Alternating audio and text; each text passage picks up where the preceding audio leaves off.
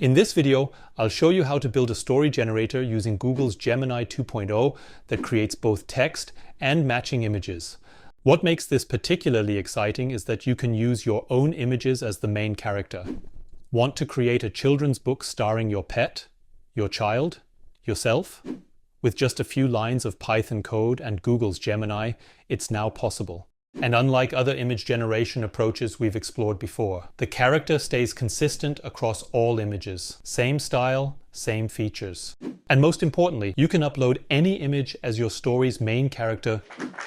When we provide an image and a prompt to Gemini, it processes both inputs together and creates a coherent story with matching visuals. The API returns a multi-part response containing both text chunks and image data that we'll process and display. And the best part? The entire implementation of the backend is less than 50 lines of Python code. No complex prompt engineering, no chaining multiple APIs together, just a simple implementation that delivers impressive results. I'll walk you through every step from setting up the environment to handling the response data correctly. By the end of this video, you'll have your own AI-powered story generator that can create endless personalized stories with consistent imagery. But before we start with the API implementation, let's have a look at how we can test the new model directly in the browser. When we go to Google's AI Studio, we can directly use the new functionality without writing a single line of code. You can upload an image and give it a prompt. For example, upload an image of a person and an image with some clothes, and Gemini combines them into one image. You can also generate multiple images in a row to create literal frames of a sequence, like a storyboard or animation. Overall, the image quality seems very promising. The generated visuals are detailed, coherent, and maintain the style and identity across multiple generations. This browser interface is perfect for quick testing and experimentation before we dive into implementation.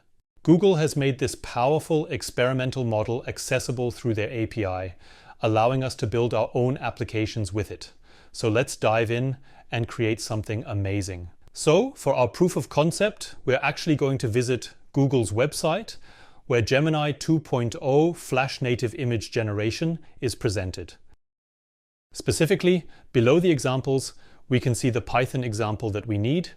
We'll copy this out.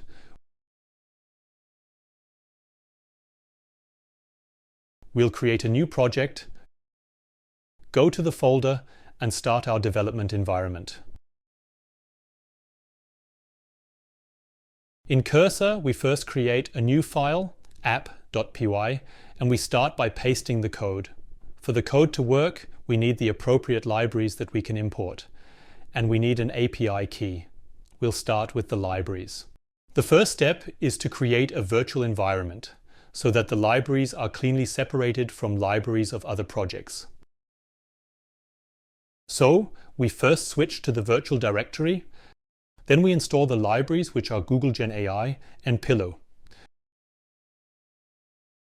Next, we need an API key. For this, we can simply go to Google AI Studio and click on Get API Key. Then click on Create API Key.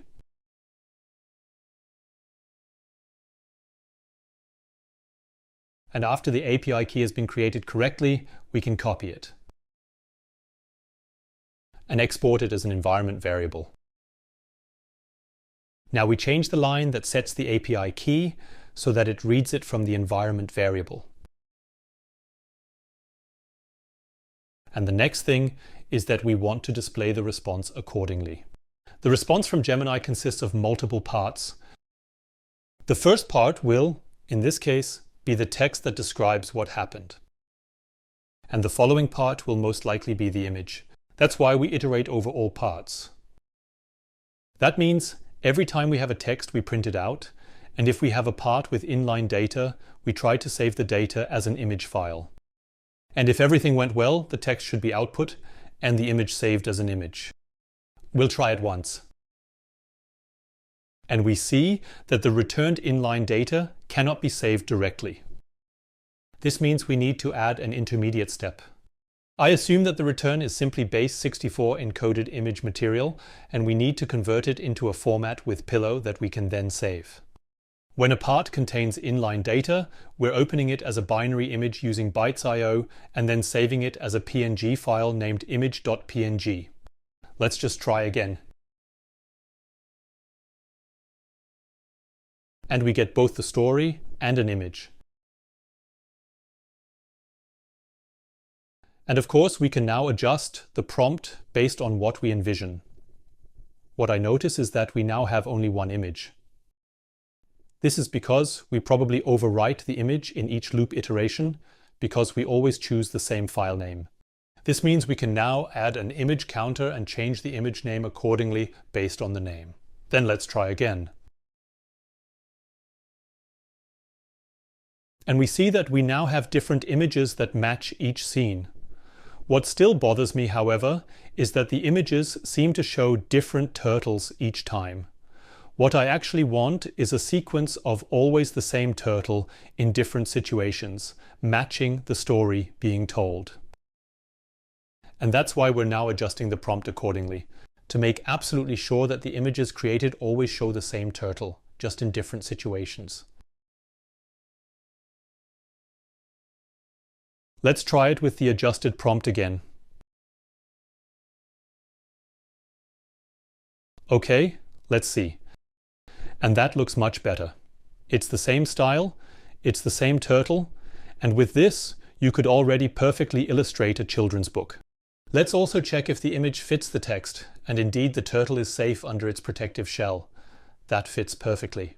So, what's exciting now, of course, is how we can change the hero of the story accordingly, so that we can provide an image and be the hero of the story ourselves, or someone we want to please. And for that, we need to modify the input data for Gemini so that we're not just entering a simple prompt. We define the content so that we can directly specify what the input image is, and also provide a prompt that describes what should happen with the image. And if all goes well, we can now insert a new image here and test if it can be adjusted accordingly. Let's use our previous prompt that generates a story, but this time we'll allow adding our own custom images so that all generated images contain the content of our provided image as the main character. Let's replace the contents parameter with our new contents list so that it uses the provided image together with the story prompt. Now we need a picture of our new main character. I'd love to have a story about a cute dog. For this, I'll go to Pexels to find some royalty-free images of a cute dog. This one is perfect. Let's download it and then move in our project. All right, let's replace the turtle image with our new dog image. And then we have to adjust our prompt because it should now generate a story about a cute dog instead of a cute turtle. And we want to have it photorealistic and not in 3D digital art style. And we'll try our luck. And it looks like it can't find the file with the name doc. It seems I forgot the file extension and ignored all attempts of Cursor to fix it. But this is the beauty of building something together from scratch. Errors are made, but they don't prevent us from reaching our goal. Now we seem to have completely confused it. We've mentioned both a dog and a turtle in our prompt. We change our prompt to always show the same dog, not turtle. And then let's just try again. And I'm very excited to see what the result looks like. And that's pretty cool. We have the first scene, and we see that we have plenty of images that match the respective scenes in the story. And when you look at the quality, it's very impressive. And it's definitely the same dog every time. And there you have it. We've built a powerful story generator with Gemini that creates both text and matching images with consistent characters. The final step would be adding a simple Flask server and building a front end with Vercels Visio to make this a complete web app. If you're interested in these steps, check out aifordevs.com. We have multiple tutorials that cover this process. Plus, you'll get access to the complete source code.